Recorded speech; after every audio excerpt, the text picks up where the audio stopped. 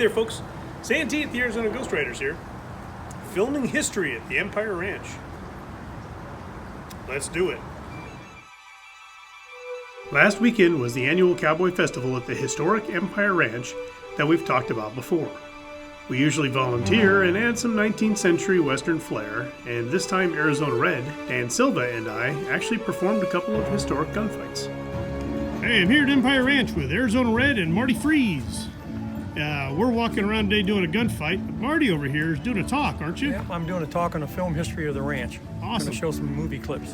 Marty is also a tour guide and historian at Old Tucson Studios, and I've known him a long time, back when I had hair. Why are you all laughing? Marty doing a talk about filming done at the ranch reminded me about the rich cinema history that accompanies the Old West history at Empire, and it needs to be told.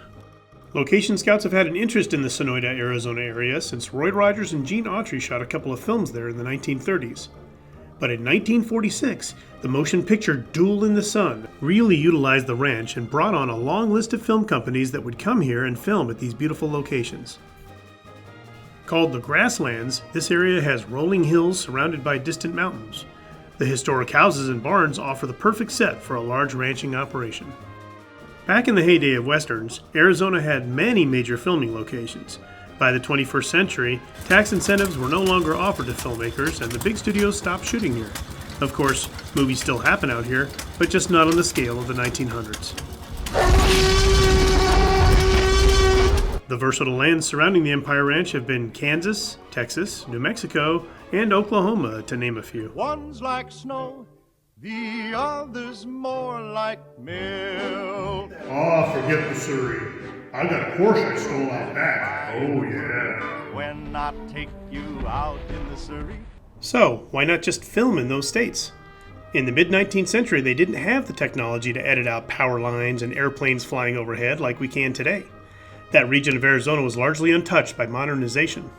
By the way, Westerns weren't the only things filmed there.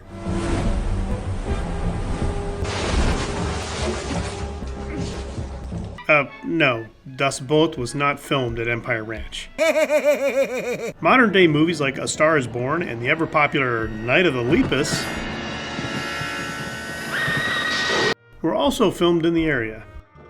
For me, it's just very cool to think that some of the biggest Hollywood stars have walked on the soil out here. To reiterate its Old West history, the Empire Ranch was founded in the 1860s and over the decades grew to encompass 100,000 acres, including mining claims. The buildings were added on to over the years, and it stands today as a vestige of the cattle drive era. The money raised at these events goes to the upkeep of the 150-year-old structures, and at the festival you can find a lot of craftsmen who carry on the traditions of our forefathers, as well as reenactors, writers, and performers. After 2 gunfights and wandering around looking like a bunch of frontier rapscallions, with other rapscallions, we called it a day and headed home. Many thanks to the volunteers and members of the Foundation for keeping the spirit of the Old West alive at the Empire Ranch. Well, folks, thanks for watching another episode. As always, please like, share, and subscribe, and we'll see you on down the trail.